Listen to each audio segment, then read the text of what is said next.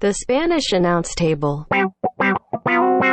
All right, so after this segment, and I have the match breakdown on my cheat sheet here, but I do not have the backstage segment, so I'm just going to bring this up now. Backstage, we saw the Young Bucks being interviewed by Marvez, and the Acclaim comes out. One of them says, your book sucks. The other one does a John Cena rap. I like that Matt Jackson was like, didn't we do this gimmick already? Yes, that was, okay. So that was the best thing I've heard from the Young Bucks ever. That line where, because he was just like, didn't somebody else already do this gimmick? Like, that was perfect because it was John Cena's pace. It was his kind of rhyming style. It was great. Anyway.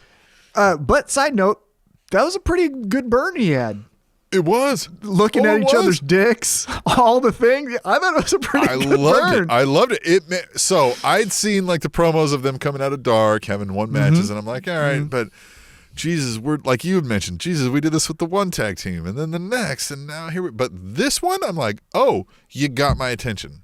That right there got my attention. Now it's up to them. I'm not this lord of pro wrestling fandom, but I do have a podcast. Meh. So my podcast says it's up to you now.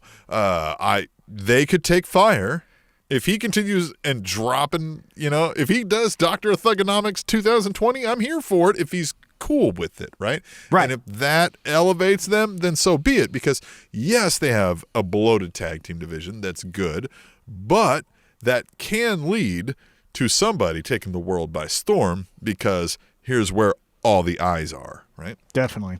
So yeah, the segment ended with TH2 actually jumping the Young Bucks, and then the Acclaim kind of just shit talking while TH2 were putting the boots to the Young Bucks, and then they were chased off by Christopher Daniels with the chair, and then Kazarian post match was still with the towel on the back of his neck, chases the two teams off. Maybe we get some type of SCU versus Acclaimed next week, or maybe we see that on a dark. But yeah, so it was interesting to see two new teams kind of taking it to the Young Bucks. And right now the Young Bucks kind of feel in flux with nothing really going on. So I'm interested. Here's what happens. I think they're both good. Like TH2 and the Acclaimed will help each other a little bit because they're like, fuck the Young Bucks, right? And there we go. Tim, are you there? Hey, yeah. All right. So this will be fun. I don't even know if this is like, I don't know. It just crashed, but we're still here. We'll see if all this records. I don't know if we're going to have a fucking podcast this week. We're going to find out. It's all going to be fun, but we're going to keep going. Yeah, well, it says recording. It says recording. I don't fucking know. Right. I don't fucking know, but we're going to find out.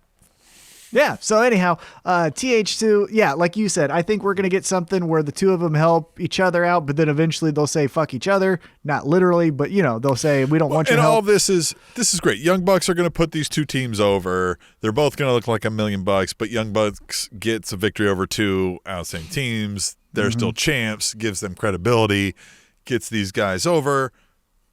That's all this amounts to, right? Definitely. I would think so. But hey, that's still better than just 50-50 booking of FTR versus Young Bucks for the 10th time. So it's good I'm storytelling. Okay with it. Right. But if I can be honest, TH2, I don't understand. Like, I get it. You're potheads, but like, I don't know what they are. What? I think they're cool. Futuristic hackers. Hey man, I'm down, but like, I don't. Yeah, they need some fine tuning with their character development. The Spanish announce table.